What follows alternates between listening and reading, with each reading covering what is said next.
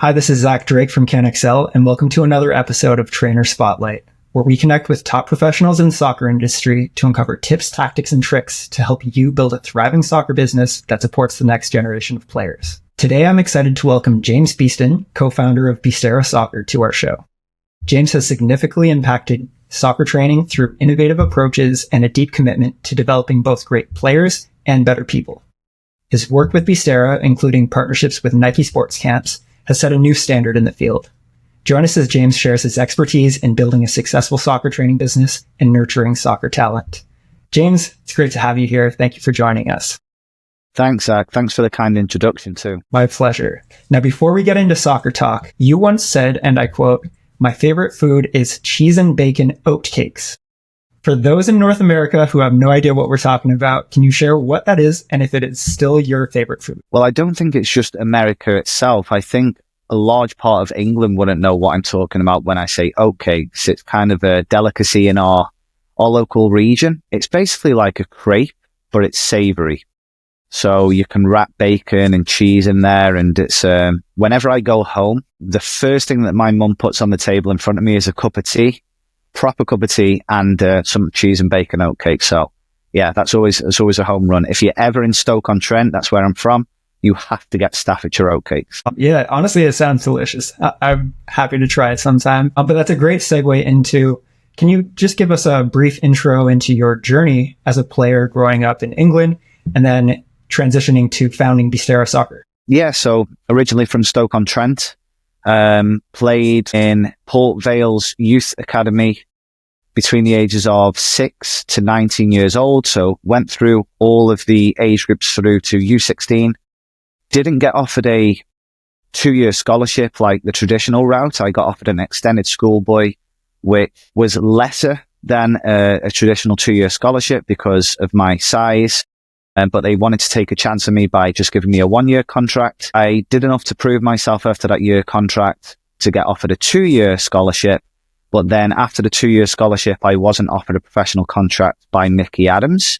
One of the main reasons was Port Vale, as they are today, they're kind of like a yo-yo team between League One, League Two.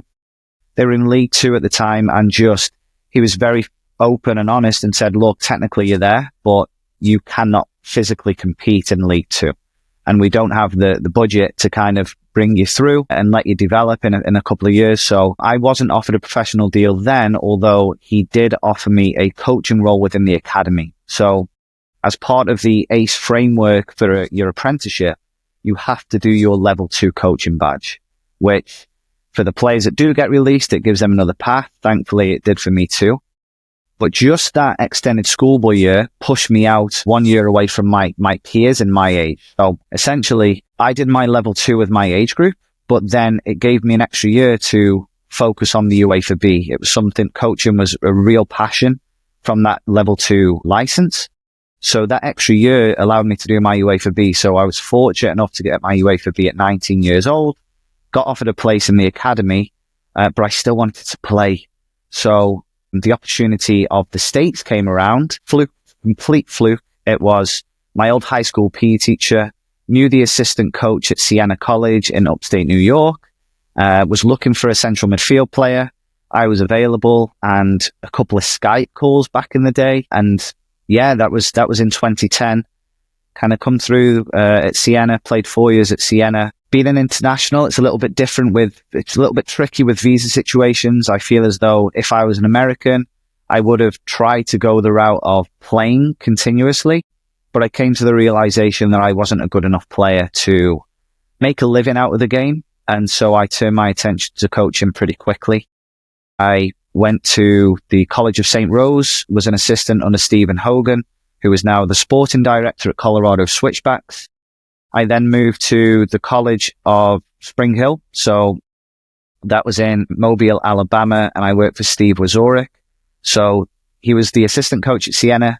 He got the head coaching job at Spring Hill, and I was his first assistant. So after that, I moved back to Albany to focus on Beestera full time. Amazing. So a long-winded answer there. I'm sorry. It was that I tried to pack as much of it as 23 years in that time frame as much as possible. So yeah, so it shows you have a football's in your blood. You have a clear passion for it. And, it's great that soccer has that part where if you don't have the player pathway, there are multiple pathways where you can still be deeply involved in the sport. And I love that not only did you get your certification, your licensing at a young age, you're able to utilize that, maybe that knowledge as a player as well to help you as a coach in the future. So that's awesome. So what core principles drive your training programs at Beestera, and how do these principles help in shaping successful soccer players? It's a good question because we're currently going through it.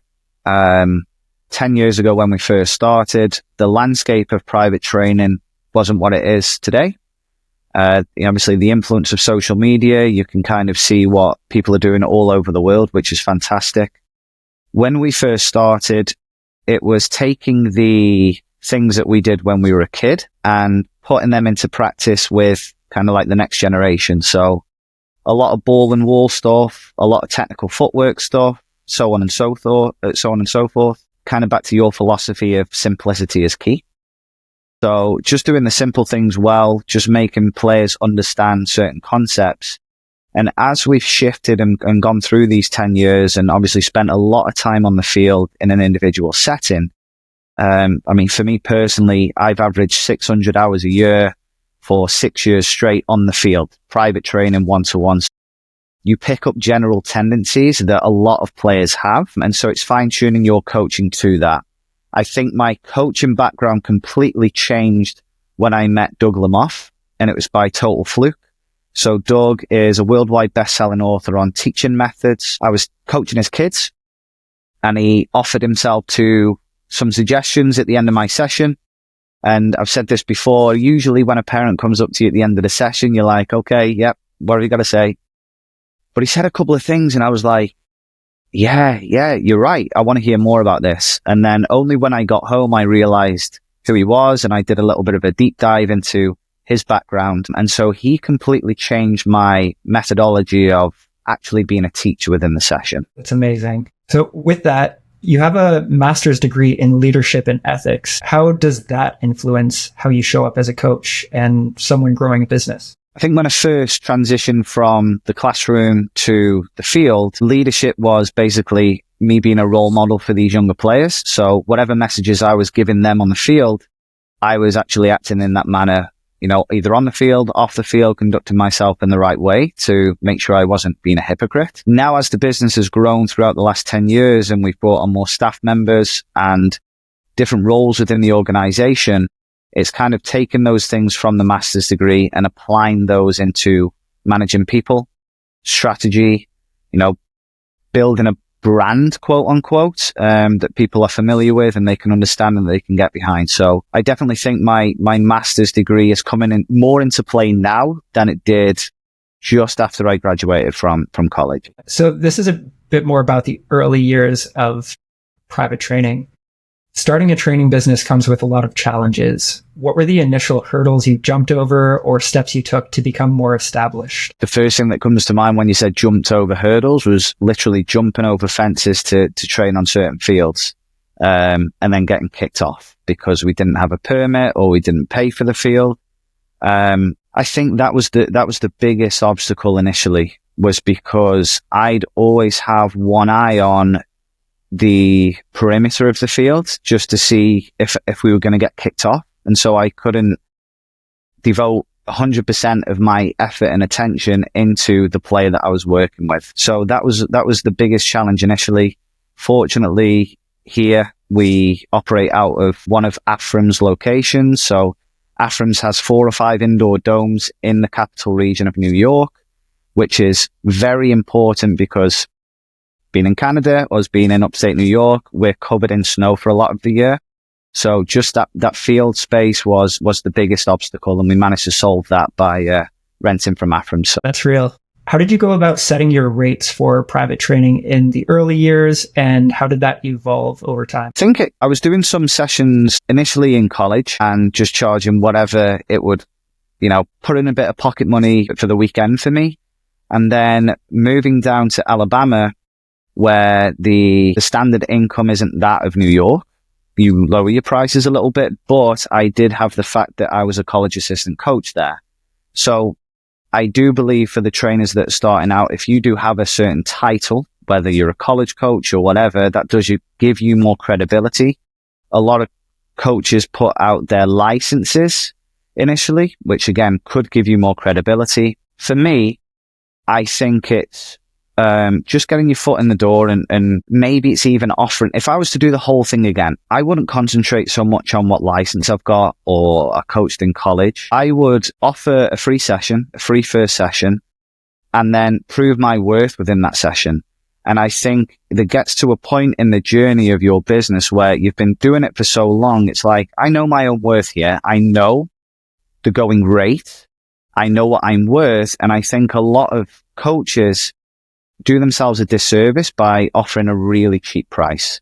You know, this is a premium service. It's a one-to-one session. It's not mandatory. You don't have to come to these sessions. You're signing them up and you're getting my 100% undivided attention. I'm focused on every little nuance of your kid, things that they pick up on, and trying to build a relationship with your kids. So I think for the coaches that are going through this right now in terms of what to charge, just back yourself and trust that you have the skill sets and it's been built up over the years that you've been training and doing the work and putting those hours in. And then, yeah, this is my rate. And if people don't like it, that's okay. But understand that this is your worth. Absolutely agree with that. It's about value. What's the value that you're bringing? It's not just your titles, not just professional playing experience or whatever it is. It's, can you show up and bring someone from point A to point B effectively? And if you can do that, that has a lot of value. So definitely pricing yourself accordingly. And if you're just starting out, perhaps you're not, going for the premium rates because you have to get your reps in. And I love your suggestion of training for free, offering your services to get yourself some practice, but also to demonstrate your value. And at the end of the day, those testimonials and referrals definitely speak for themselves. Absolutely. And it goes back to, I think, the current state of affairs in the world of, delayed gratification versus instant success. A lot of coaches could see on social media different private trainers that are doing this, that, and the other. If you want to be a sustainable private trainer, you have to get your hours in on the field. I don't care what anyone says. There's no shortcut. It's like as a player. You have to get the hours in. You could research, you can watch games, you can do this, that, and the other. Nothing's going to replace those hours spent on the field and actually getting your eye in and seeing these are the common things that's happening. How do I correct this in the most efficient way possible, where the kid isn't standing there for 2 minutes and I'm boring the life out of them? So it's just a complete experiment as a coach, but that experiment only happens if you're willing to put those time and hours in on the field. For sure. So let's dive a bit deeper into the business side of things. Networking is crucial in any business. How did the Nike Sports Camp partnership come about, and what effect did that have on Beestera's growth? It actually came about from Player One Performance, Ben Maxwell, who's over in California, and he was partnered with them. I think we were doing the same thing at the time. He was operating on the West Coast. We were doing similar things on the East Coast. And so he put us in touch with Nike. And that was 5 years ago now. And that relationship has started to develop and blossom to the point where our initial year, we started with 1 camp and 12 kids.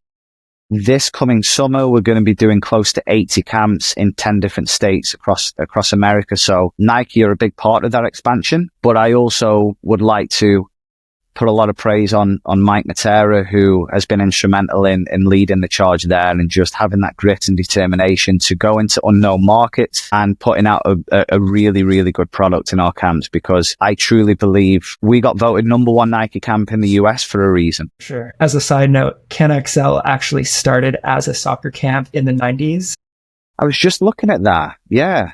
That's cool. something I went to, and it was so instrumental in my development as a player and as a person. So I love seeing that you're having such a great impact with camps as well. Because they're memorable. It's like, we're 33 right now. It's like you can still remember those camps when you were younger and how they made you feel. Absolutely.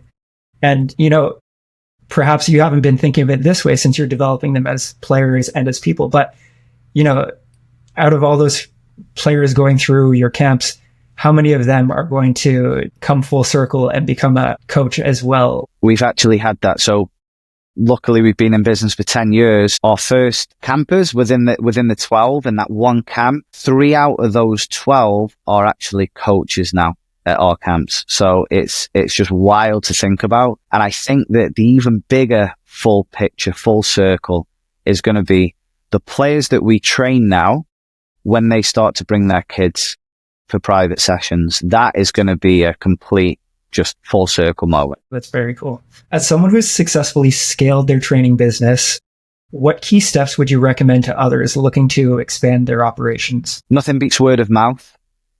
So putting yourself out there, like I said, getting the hours done on the field and asking for referrals and being cheeky at times, like if you're offering something of value, parents are more than happy to kind of promote you. So if you've done a good session and you're feeling good and the kid's sweating and coming off and smiling and the parent says, did you have fun? Did you learn something? Yes. Ask the parent there, hey, by the way, I've got a link for the Google review here. Do you mind just taking a couple of minutes just to fill it out? And then you can build your presence with that. There's so many different things that you can do. I just feel as though that personal touch is key. If parents and players feel a part of something bigger, they are going to want to shout from the rooftops about you and what you're doing. And whether that's either you as an individual coach or if you've got a business with different staff members, it's promoting those staff members too. For us, we did a lot of reflection over the past 10 years.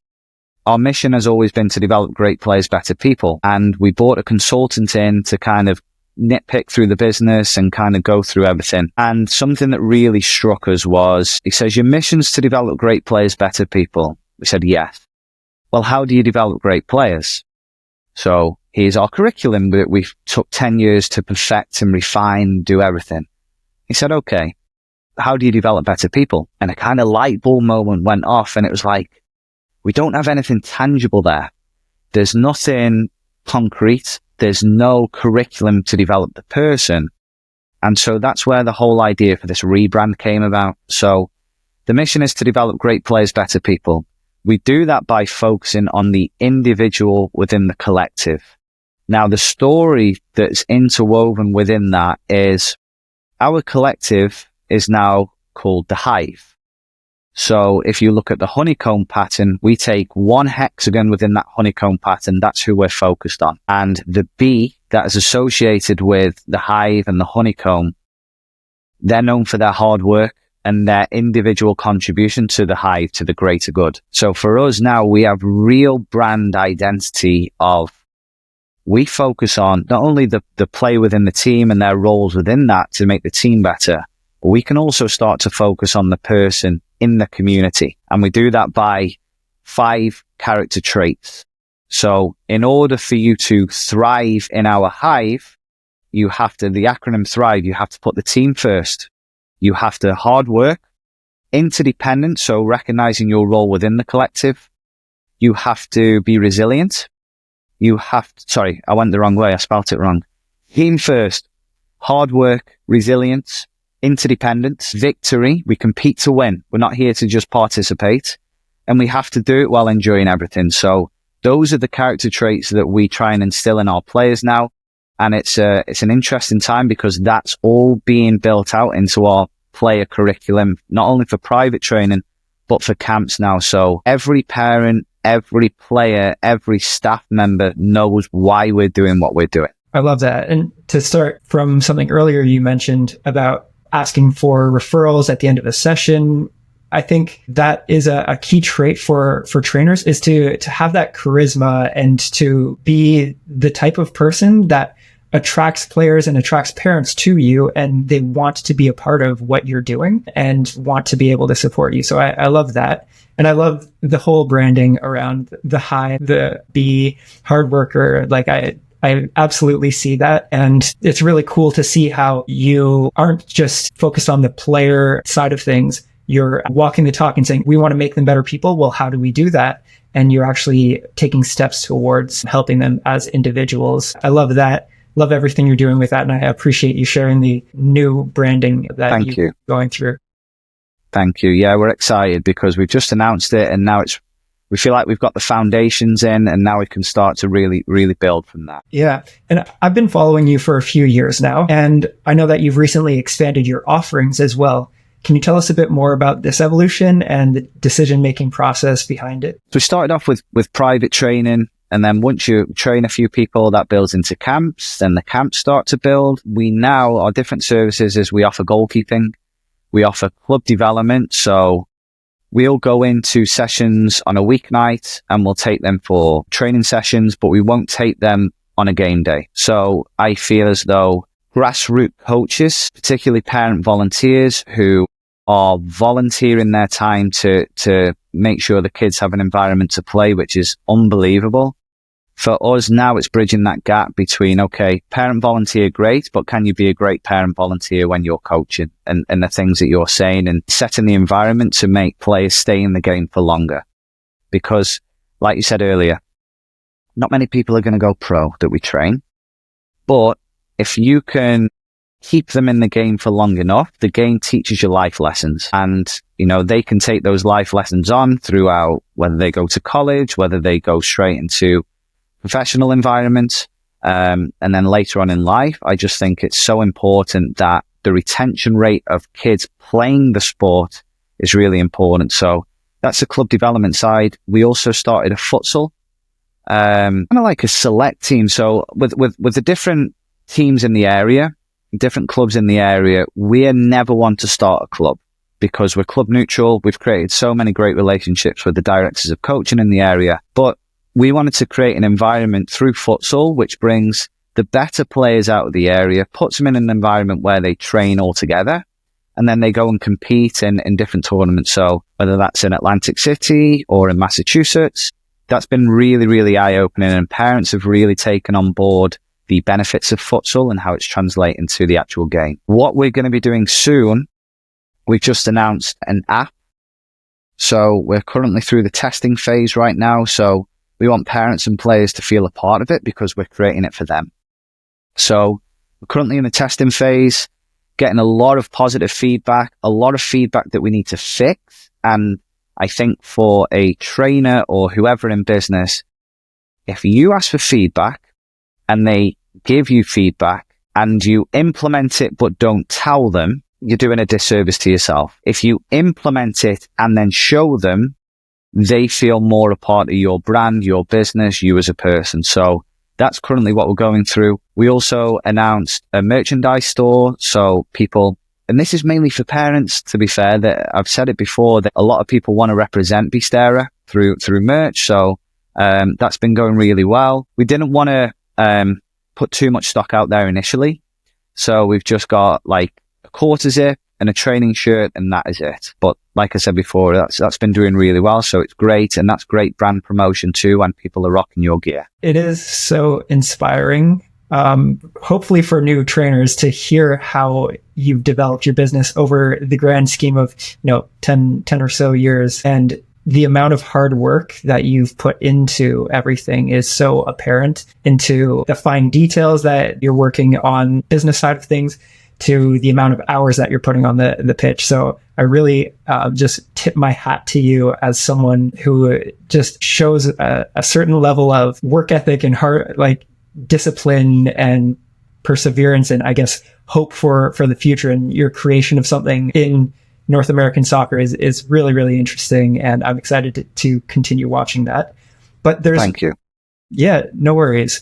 There's one piece that you touched on that I'd love to circle back to. Is you said Beestera is club neutral, and I'd love to just get a quick share from you about what that means to you. Soccer is quite political, especially with the pay-to-play model and the different clubs in different areas. And I'm sure it's just not this area. I'm sure it's every area within the United States, North America, South America, wherever it is. So for us being club neutral, it allows us to train a bigger pool of players. So a big part of our initial journey was to build relationships with the directors of coaching at each club, because I know what they were thinking. This guy's going to come in, he's going to train these players, and then he's going to take them away from this club and start his own thing. We've made it known from day one that is never going to happen, with the understanding that this is a collaboration. It's not a silo. It's a collaboration between us and the club. If the club are training 2 times a week, the player can come to us for one session a week, and we can work in collaboration and hopefully give this player back to your club to be better, so they can help your club to be better and developing and so on and so forth. So for those trainers that are club neutral, understand the pros, but understand what you have to do to execute on those pros. So you could say you're club neutral, but if you're guiding players into different clubs, then that's not being club neutral. If any parent or any player says, I'm thinking of trying out for this team, what do you think? We just say, we're club neutral. We're not going to say yes or no. What we advise is go to different environments. Whatever environment you like the best, that's probably the best one it's going to be. And they understand that now. And I think over the past 2 years, they don't ask those questions anymore because they know the answer. They know what it's going to be. So with CanExcel, exact same thing. You know, I personally have no desire to become a head coach of a team or transition to that kind of team environment. This is all about supporting individuals where they're at. And yeah, it's definitely a political environment. I've known various coaches poaching players and things like that. And it's so important when you want to have integrity as a business, as an owner, as a trainer, definitely setting your foundation and sticking to it. And I love how you voice hey, we're club neutral, like figure it out yourself. Yeah, it kind of gets you out of that situation as well. You're just like, listen, we're not getting involved in that. We just want to train. Yeah, absolutely. I love that. So we're getting to the end of our interview here, and I have a question that I ask everyone. We actually have a poll going up on Instagram as well. And the question can be a little polarizing, and maybe I might be leading you a little bit, but I want an honest answer here. Is team training enough to develop as a player? It depends on the environment. There are different layers that you can break out in that question. So training frequency, training time, location, competition. There are so many different facets that kind of are unanswered. I will go with one kind of example. If you are training with a team twice a week and then you play a game on the weekends and you think that's enough, it is nowhere near enough. If you're not doing any work outside of that, I'm not saying come to a private trainer and pay the money. I'm not saying that. I'm saying if you don't touch the ball for 4 out of 7 days and you just train twice and play once on the week, you're not going to improve. That's nowhere near enough. And I think players have to understand that, because there's no substitute for hard work. There's no substitute for putting that amount of time in with the ball, with the understanding that hours spent on the ball doesn't always equate to complete development. So you could go outside and practice pinging the ball for 4 hours straight with one ball, with no wall, and you're just hitting it into the goal, and then you run and go and get it, and then you run to get it back and you take another shot. I'd rather see 30 minutes of a focused technical session where you're really working through different mechanics of movement with the ball, utilizing different surfaces, changing the height, changing the speed, changing the direction. So players and parents need to understand that just the amount of time spent training doesn't always equate to you getting better at that accelerated growth. I hope that answers your question. Yeah, absolutely. And I think in addition to that, of course, going out on your own, totally a valid option. And there's always the option of getting the expert advice. And if you want to close the gap more quickly, having that individual that can really bring you to a higher level more efficiently. But it's also not just, for me, it's not just training on the field with the ball. There's the other facets, of course. There's your nutrition. How are you sleeping? What's your mentality? Are you developing tactically as a player? So of course, if you're in an amazing team environment where they cover all those bases, or you get real development, absolutely could be enough. And even at the highest level, there are the highest level pros.